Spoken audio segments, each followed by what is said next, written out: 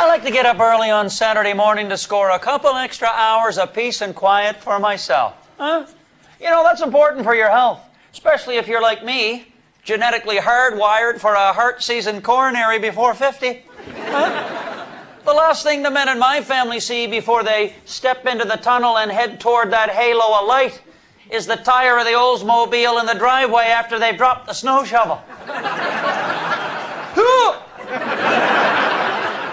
So, I'm trying to calm my furies with a cleansing mantra of deep breathing exercises and positive affirmations daily. Perhaps I shouldn't read the morning papers first then, huh? Because whatever relaxation mojo I'm looking to kickstart is useless in the face of this media overload. Newspaper headlines screaming nothing but death, destruction, and mayhem. Cripes, I expect to look out the window and see one of the four horses of the apocalypse taking a dump on the front lawn.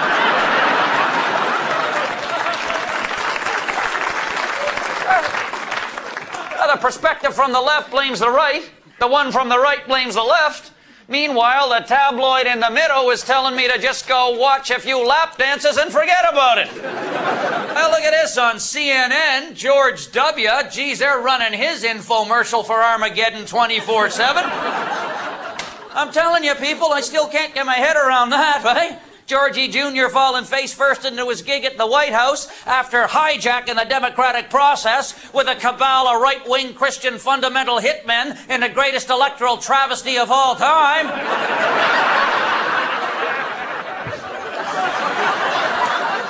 Jeez, I gotta remember to breathe.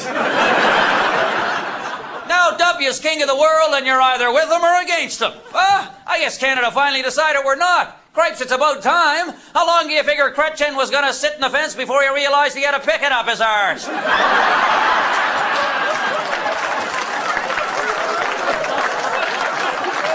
Oh, and another thing. Americans are complaining we're not good neighbors because we're not going to war. Come on, we've gone to war with them twice before. Once when they invaded during the American Revolution and another time in 1812. Look, we're just not going to war, okay? Oh, like we have a choice. Wow. Now we got half a dozen second-hand subs we bought sitting in Halifax dry dock. No propellers. Just as well they're broken. The war's in the desert.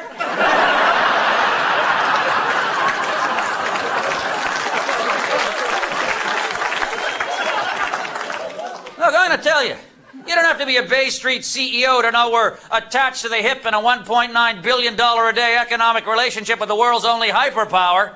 We best get on the same page soon, folks, before our southern cousins cuff us upside the head with a piece of our own friggin' softwood. And I'll tell you, trouble stateside, whoa, that translates to the working man to 6 more meals of engine block cooking for truckers at the Windsor border crossing. Because the whole point of the war, the way I see it, is just to get the weapons of mass destruction from Saddam's hands. Fair enough. After that's done, maybe America can pluck some of the 221 million weapons from the paws of their own population, too. If you need to protect your quiet suburban home with an M82 A1 Viper assault rifle packing a semi-automatic 65 clip of 50 cal 7.66 armor-piercing Teflon-tipped tracer rounds...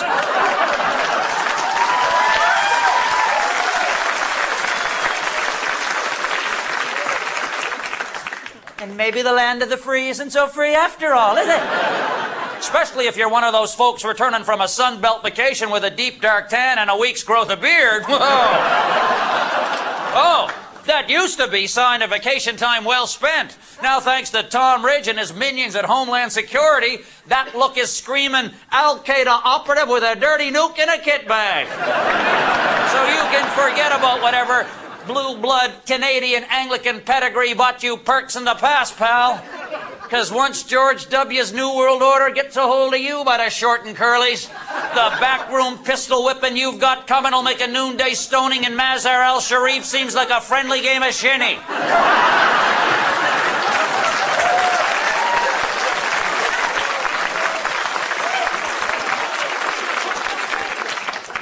There's a sharp pain right there. That can't be any good. So much for the breathing exercises.